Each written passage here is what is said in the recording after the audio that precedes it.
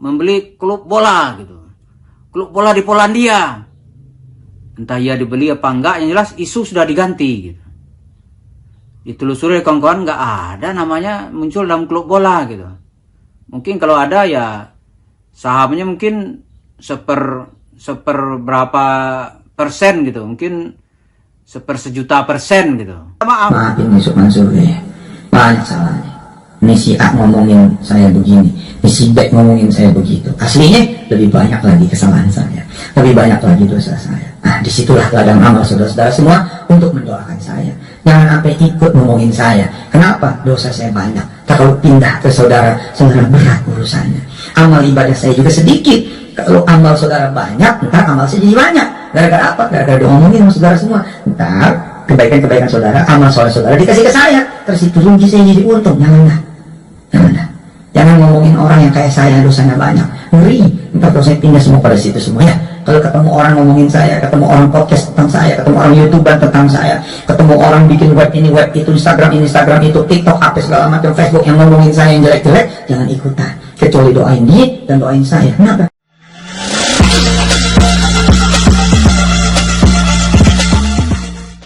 Ada satu realitas kehidupan di masyarakat kita, ya kita biasa berhutang atau mengutangin. Hutang berhutang itu salah satu bagian dari kehidupan masyarakat gitu. Yang menjadi masalah kemudian bagaimana cara membayarnya gitu. Karena orang-orang yang diutangin itu kadang-kadang itu mencoba lari dari kenyataan. Termasuk dalam hal ini itu cerita hutang-hutang Yusuf Mansur kepada jamaahnya, itu bagaimana mengembalikannya gitu. Dalam kehidupan sosial itu kita lihat, sebelum masuk Yusuf Mansur, kita lihat ada orang berutang atau dia nipu gitu. Tahu ketemu di jalan sama kita, Pak maafin ya, udah lama nggak jumpa gitu. Ya kita bilang iya aja. Terus ada juga nanti di acara Idul Fitri, orang membuat acara halal bihalal. Halal bihalal, salam salaman, ya maaf-maafan gitu. Maaf dengan keluarga. Terus ketika diminta utangnya, kamu kan udah utang Mas Erlo. Dia dengan enteng mengatakan itu. Loh kita kan udah maaf-maafan. Itu maaf-maafan Idul Fitri. Loh itu kan utang lunas Pak katanya. Ya nggak begitu. Ini bisa terjadi di tengah masyarakat ini. Jadi kalau begitu bagaimana hukumnya gitu? Ya utang tetap utang. Kalau pihak memberi utang tidak memaafkan. Nah cara seperti itu kita lihat cara yang manusia yang tidak berakhlak, tidak beradab. Dia menipu orang dengan ucapan-ucapan manis. Ya nggak bisa dengan cara-cara seperti itu. Ya maksudnya maafin ya lain gitu. Halal bihalal lain lagi. Nggak bisa. Nah cerita Yusuf Mansur juga kurang lebih seperti itu analoginya. Dia ada kasus ini. Misalnya dituduh orang ini kasus tabung tanah. Begitu tabung tanah, dia sengaja itu, tanah itu atas nama dirinya, atas nama istrinya gitu. Jadi begitu orang gugat, udah maafin aja deh, nanti diganti oleh Allah gitu. Masa gitu caranya? Orang investasi tadi katanya kalau kita maafin, ini kelakuannya kalau dimaafkan akan diganti oleh Allah. Itu dalil dari mana? Memaafkan itu kalau kita dilihat orangnya sudah nggak punya kemampuan, tidak ada niat untuk menipu, ya itu mungkin masih make sense lah ya. Kemudian dengan enteng aja dia mengatakan tuh, ini ada investasi untuk membangun hotel city. Begitu hotelnya jadi, ya dia dengan sengaja gitu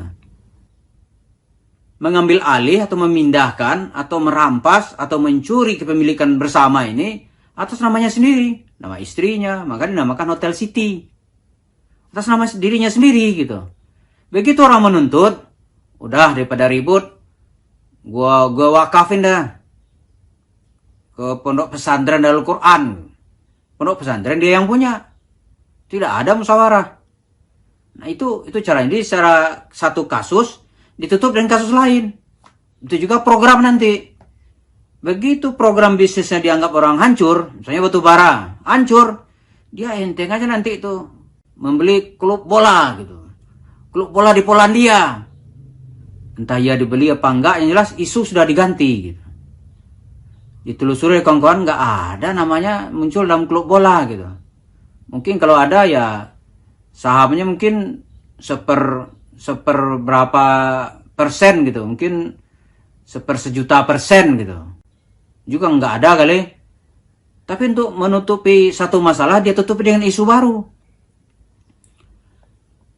Nah, uang itu nanti dia ceritakan lagi, begitu isu udah mereda dia mungkin lagi isu baru. Wah, investasi di pasar modal gitu. Malah ada ceritanya itu, malah dunia pasar modal ada istilahnya itu mansurmologi gitu. Tahun 2020 muncul mansurmologi.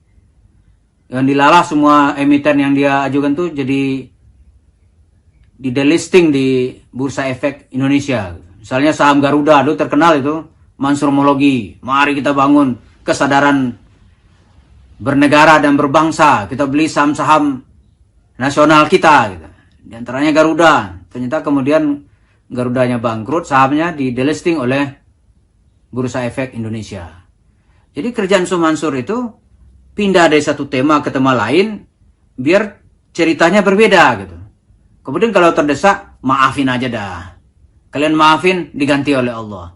Tapi kelakuan dia tuh dia tidak ada minta maaf. Maafin nih Sumansur ya. Banyak salahnya. Ini si A ngomongin saya begini, ini si B ngomongin saya begitu. Aslinya lebih banyak lagi kesalahan saya, lebih banyak lagi dosa saya. Nah, disitulah ladang amal saudara-saudara semua untuk mendoakan saya. Jangan sampai ikut ngomongin saya. Kenapa? Dosa saya banyak. Kalau pindah ke saudara, saudara berat urusannya. Amal ibadah saya juga sedikit. Kalau amal saudara banyak, ntar amal saya jadi banyak. Gara-gara apa? Gara-gara diomongin sama saudara semua. Ntar kebaikan-kebaikan saudara, amal soleh saudara dikasih ke saya. Terus itu rugi saya jadi untung. Jangan ngomongin orang yang kayak saya dosanya banyak. Ngeri. Ntar dosanya pindah semua pada situ semua ya. Kalau ketemu orang ngomongin saya, ketemu orang podcast tentang saya, ketemu orang YouTuber tentang saya, ketemu orang bikin web ini, web itu, Instagram ini, Instagram itu, TikTok, apa segala macam, Facebook yang ngomongin saya yang jelek-jelek, jangan ikutan. Kecuali doain dia dan doain saya. Kenapa? Dia bukan menganggap satu sebuah kesalahan. Dilanjutkan nanti dengan tema berikutnya. Dan kita lihat dalam perjalanannya dia sengaja dari awal itu untuk membuat exit strategi gitu. Ini kan dahsyat ini nih. Dia kaya sendiri dan meninggalkan korban-korbannya yang bergelimpangan. Sudah tuh dia ketawain. Ente sih bukan ikutin langkah aneh. Bukan nggak mau kaya kan gitu. Coba ikutin saya. Ente pada juga sudah kaya. Jadi itu yang dilakukan oleh Sumansur, dia menutupi satu masalah dengan masalah berikutnya. Ya itu saja tentu saja tidak menyelesaikan masalah, karena nanti pada saatnya akan menimbulkan di semua lini kehidupannya akan bermasalah. Nah, Sumansur sih akan tahu nanti bagaimana ujung ceritanya.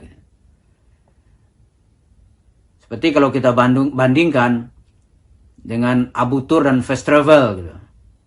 Begitu di pengadilan dibuka uang-uang yang dia kumpulkan itu, barulah dia angkat tangan.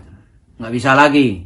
Disita semua asetnya, itu juga belum mampu mengembalikan uang jemaah yang sudah dia ambil. Nah, kembali ke cerita Sumansur, banyak kita orang sekarang ini setelah kasus di mana-mana muncul gitu, itu dia mulai agak grogi. Groginya apa gitu? Bukan untuk mengembalikan, dia nggak akan kembalikan itu. Grogi kalau nanti tempat penimbunan harta itu orang tahu. Wah, itu takut sekali dia. Kalau sekarang dia masih enteng-enteng aja, terserah dah. Dituduh gue nipu, terserah dah. Paling enak dia ngomong-ngomong gitu. Sambil melontarkan ya serangan-serangan balik kepada orang-orang yang mencoba mengkritiknya. Tapi dia tidak tahu gitu, bahwa di mana-mana sekarang ini seperti muncul perlawanan dari rakyat, dari masyarakat, dalam tanda kutip bisa kita sebut people power. Rakyat bersama-sama sekarang ini menuntut pertanggungjawaban Yusuf Mansur. YouTuber mana-mana muncul gitu. Di YouTube sekarang ini coba lihat. Tiap hari menyerang Yusuf Mansur. Di setiap pojok anaknya diserang. Sebentar lagi si Jody Broto Suseno itu juga diserang. Karena kata Iqbal dia itu adalah korunnya gitu. Begitu juga nanti tukang sihirnya. Tukang sihir Fir'aun itu sebentar lagi juga akan dikejar dan dimakan sihir-sihir itu oleh ular wahyu atau tongkat Musa yang berubah menjadi ular. Ini di mana-mana sekarang ini sedang timbul perlawanan dan tidak mungkin di stop. Siapa yang bisa nyetop? People power kok. Siapa yang bisa nyetop? Ada. Orang mencoba mengkritisi dan meminta pertanggungjawabannya. Kata masyarakat kira-kira begitulah. Kembalikan uang kami. Berhenti Anda membuat narasi-narasi menyesatkan. Kalau sekarang dia masih bisa, tapi perlawanan muncul di mana-mana. Dari yang tidak kita kira. Orang sekarang ini mulai berani. Nggak mungkin ini dibiarkan. Karena merusak masyarakat dan merusak Islam. Dia menutupi masalah dengan masalah. Menutupi masalah membuat program baru. Semuanya itu ya boleh kita sebut isinya ya mungkin bullshit gitu. Dia ceritakan bikin tambang emas. Foto-foto aja. Tapi lokasinya di mana? Siapa yang terlibat? Modalnya berapa? Nggak ada. Karena nanti dia mengandalkan dari situ itu membeli Indonesia. Maka diminta uang dari jemaah masjid. Itu aja. Setelah uangnya dapat ya cerita proyek tadi wassalam. Long batu bara aja yang lebih sederhana nggak bisa kok. Berujung di kepolisian sebagian dari pengurus-pengurus perusahaannya itu. Sekarang Sumansur mencoba dengan kata-kata kasar menuding orang-orang yang mengerti sebagai penipu. Bahkan dia katanya sabar gitu. Tapi serangan baliknya nyelekit banget. Tapi ingat ya, yang dihadapi bukan 1-2 orang. Yang dihadapi itu semua front dari masyarakat yang merasa itu sebuah bentuk kezaliman yang disponsori oleh Yusuf Mansur. Nah itu nggak bisa, orang mau lari kemana? Nggak bisa. Maka kita lihat ya, kita lihatlah nanti ujung ceritanya ini. Kalau polisi belum bertindak mungkin ada faktor lain kita nggak tahu. Tapi nanti keadilan hukum itu ya tetap akan bersuara. Bagaimana menutupi mulut dari rakyat yang tersebar di mana-mana. Ada satu orang bertanya, oh Ustadz Anda ini banyak dikritik ya. Oh itu katanya hoax itu. Ya bantah dong. Mukanya langsung berubah itu. Dia nggak sanggup bantah. Gimana bantahnya? Dia boleh kumpulin timnya terserah gitu. Tapi nurani rakyat itu nggak bisa ditutupi. Nggak bisa. Mau dalil-dalil apa gitu. Mau cerita sufi kah? Nggak bisa. Karena keadilan yang dirasakan itu atau kezaliman yang dirasakan itu tidak ada yang bisa menutup-nutupinya. Dengan pakai jubah juga nggak bisa, pakai sorban nggak bisa, apalagi pakai belangkon gitu. Dia nggak bisa lagi. Ada misalnya nih sekitar Sumansur serang nggak nampak dia belangkon mulu dia, mulai dia nyerang-nyerang, tapi diserang balik loh orang. Nah ini yang terjadi serangnya. Jadi maaf tuh nggak bisa begitu-begitu. Maafin aja diganti oleh Allah ya. Itu menunjukkan manusia itu makin goblok. Allah tuh menyuruh kita berlaku menegakkan keadilan. Kalau begitu ya nggak ada Indonesia ini. Maafin aja penjajah itu gitu. Nggak ada kemerdekaan ini. Justru harga diri itu membuat orang bisa bangkit. Janganlah Anda terus-terusan menginjak-injak harga diri jemaahmu, menghina mereka, membodohinya, karena orang-orang itu mula-mulanya bukan karena mereka bodoh gitu, tapi mereka ikhlas. Itu loh. Mereka ikhlas, mereka percaya, itu loh dasar yang pertama itu. Jangan dibodoh-bodohi terus gitu. Jadi nggak ada dalam hukum agama dengan cerita maaf masalah selesai, nggak begitu. Sama seperti yang sebut di awal tadi itu, Idul Fitri, halal bihalal, salam-salaman, itu semua masalah selesai. Ya nggak bisa, koruptor tetap koruptor, harus masuk penjara. Begitulah kira-kira tempat cerita kita. Jadi pergerakan Yusuf Mansur akan terus dipantau oleh rakyat, oleh masyarakat, khususnya umat Islam yang dirugikan.